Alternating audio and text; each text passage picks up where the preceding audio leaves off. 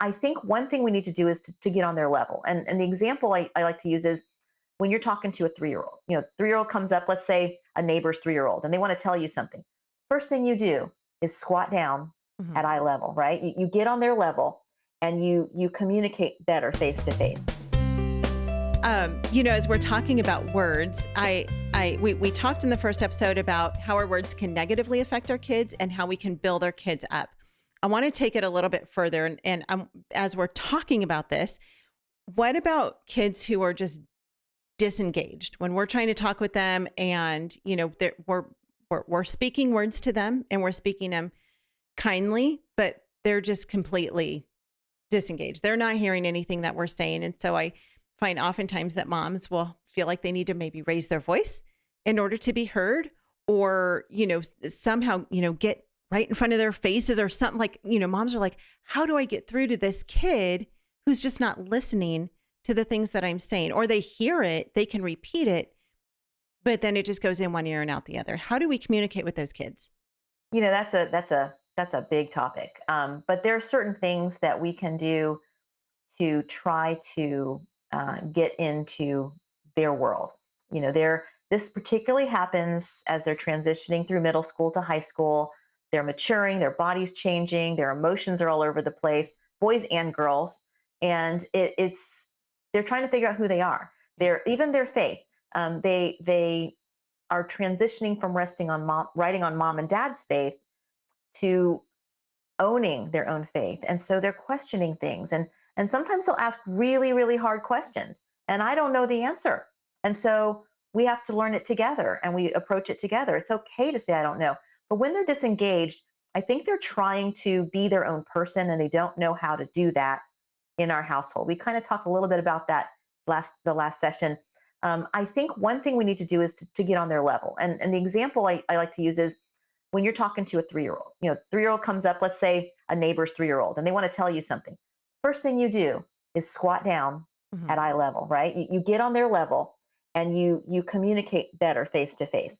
And that's kind of metaphorically what I'm saying. So we want to get into their world. We want to know how they click. We want to know what their likes are, their dislikes, and ask them questions about it. So I'm gonna use another example that's not video games, but you can insert video games because that's often the place where we see our children and we can't engage with them.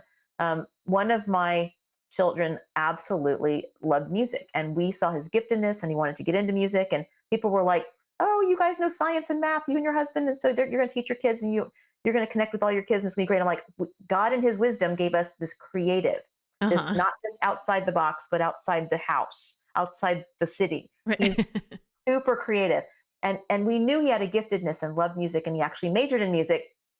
And I didn't understand his world. I didn't know, he's talking all these genres and things and plays instruments and played beautifully. And so I started asking him questions about what he loved. And he started telling me about it. And he's also our video game lover too. And so he'd be playing a video game. And what is it that you like about this video game? Is it sometimes it's the cinematography, sometimes it's the fact that they're playing as a team and so whatever it is, the puzzles. And so ask them questions about what they love.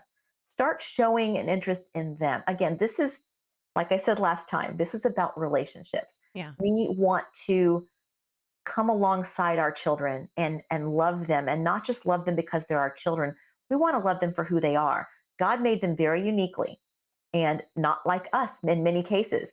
And so oftentimes they're disengaged because they don't get us. If you're an extrovert and you have an introvert child, that's going to be an instant complication.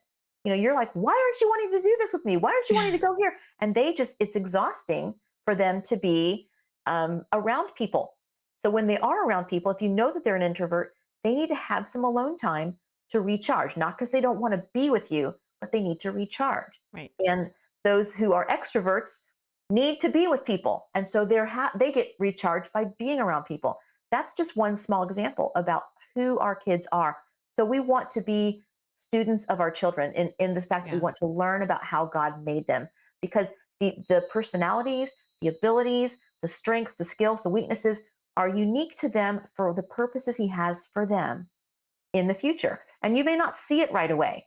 I have such a blessing of having a little bit of perspective now, looking back at where my kids were and what they were doing and the things that frustrated me, the differences of personalities, the differences of likes and different and seeing how, oh God, you're using that for this.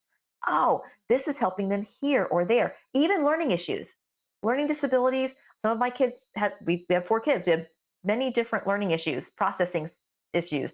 And I see how those benefited them now, looking back.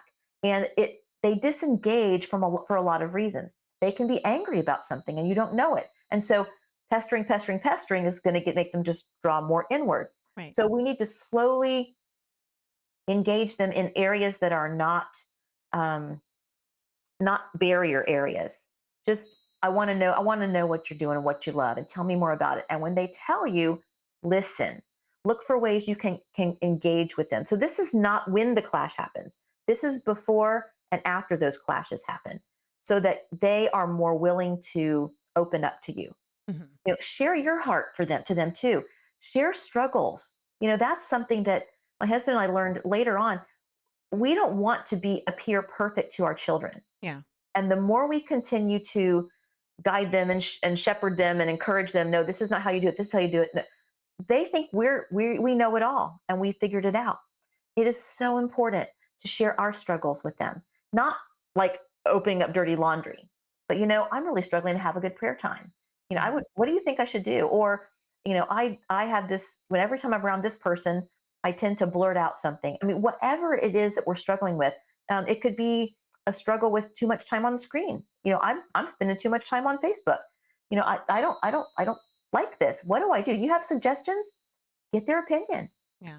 That shows them that we're still works in progress too. Yeah. And so that transparency bonds them a little bit more to us. And they know we're for them. We trust them. We love them. And it helps pull them out of that disengagedness. We want to pursue them. And it happens.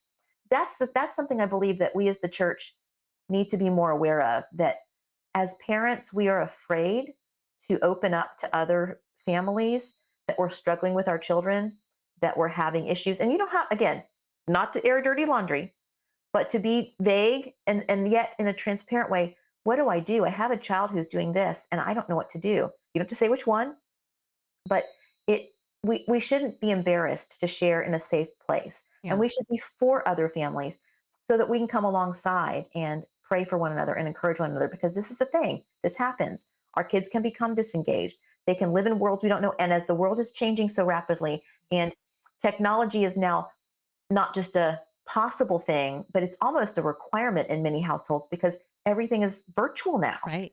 And so we have to face it and we have to approach it in a good way, and we have to attack it in a way that we can be healthy through using these tools that we have, and have the conversations with our kids.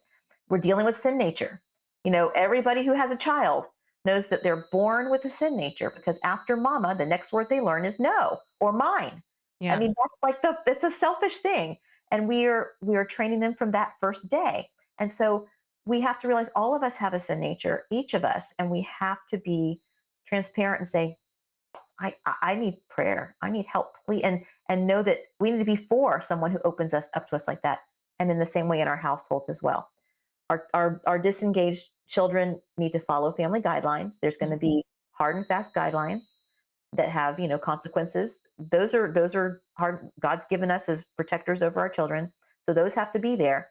But we need to consider the uniqueness of the kids and help them to navigate this transition to adulthood, that in a safe confines of our family, our household, our community, where the stakes aren't as high, so that they're prepared for adulthood, and future being parents themselves. Yeah. Yeah. Wow. That is such great input. The two things that I really pulled out of that are, one, to become students of our kids, which we know. And again, you mentioned this in the first episode, that homeschooling gives us such an advantage when it comes to our kids. And this is one of the areas that we really do have a great advantage, is we get to be the best students of our children, because we get to learn who they are and all their quirks and their weaknesses and their strengths and everything that makes up who they are as people. We know them better than anyone. Even our kids who are disengaged, mom and dad know them better than anyone else because we're the ones who are with them, but then also to pursue our kids. And I think that that's so important. I think sometimes when our kids are disengaged, it's easy for us to just be like, you know what, it's fine, whatever. You do you, I'll do me. You go off to your room and do your thing, and I'll do my thing. And, we'll come together for mealtime. And that's not good. Cohabitation. Yeah. Yeah, Yeah. that's not living as a body or a family. Right. No. Right. And Exactly. it can be, let's all go to our respective corners for a while, but we need to come Sure. back because, there's that. We don't want them, and we don't want to follow them and say, no, wait, no, you can't leave. No, you can't leave. Stay Right. here, stay here, stay here. Yeah. Because we can pester them and pepper them with words so much Right. that overwhelms. Right. Again, especially if you've got an introvert. So Right. we need to consider that. Yeah. It takes prayer. It takes Sure. takes getting on our knees. Yeah. Oh, doesn't all of parenting.